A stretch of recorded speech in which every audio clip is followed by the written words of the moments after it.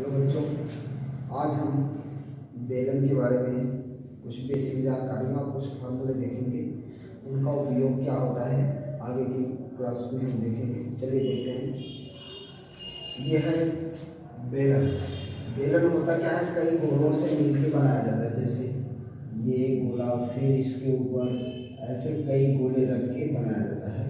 फिलहाल हम यहाँ पर बेलन जो है उसका नीचे ये जो आधार का सिरा है यह गोलाकार होता है और ऊपर भी यह सिरा जो है गोलाकार होता है।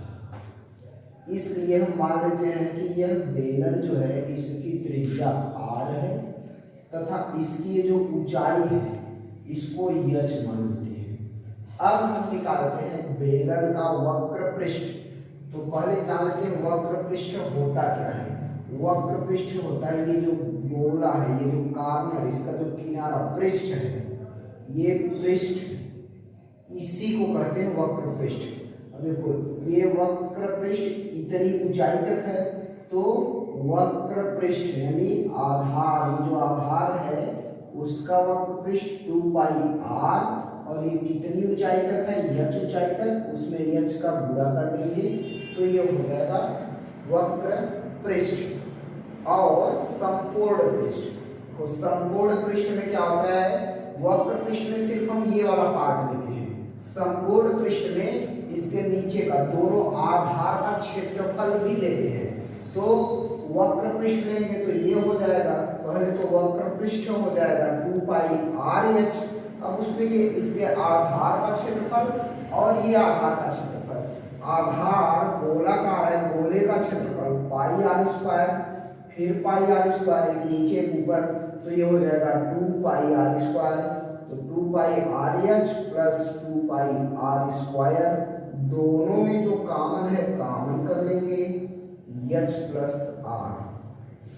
ये देखो 2 पाई 2 पाई 2 पाई 2 पाई, यहाँ से एक r, यहाँ से एक r कॉमन हो जाएगा, यहाँ h बच जाएगा, यहाँ ये हो गया संपूर्ण पृष्ठ। अब हम निकालेंगे बेलन का आयतन क्या होता है। तो आयतन जो होता है वो लंबाई, ये एक सेकंड, लंबाई नहीं, आधार का क्षेत्रफल गुणे ऊंचाई।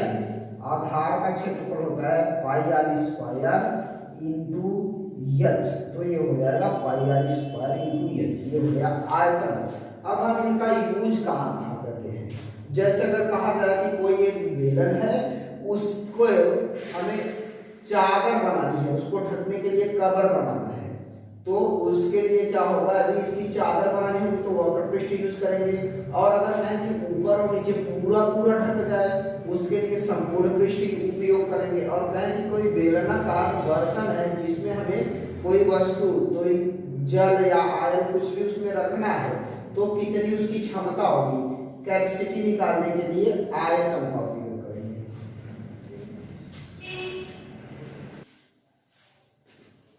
हेलो बच्चों, चलिए देखते हैं शंकु क्या होता है, उसकी कुछ बेसिक जानकारियाँ।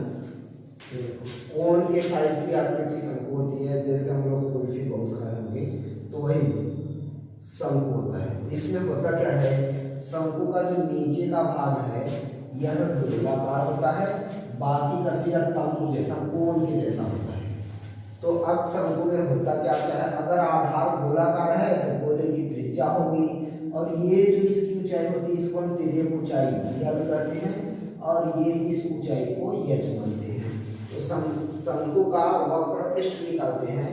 वक्र पृष्ठ जो है आधार, ये आधार वो ये तिर्यक ऊंचाई, तो इसका आधार हो जाएगा पाई r और ऊंचाई ये तिर्यक ऊंचाई, ये हो जाएगा शंकु का वक्र पृष्ठ। अब हम निकालेंगे शंकु का संपूर्ण पृष्ठ।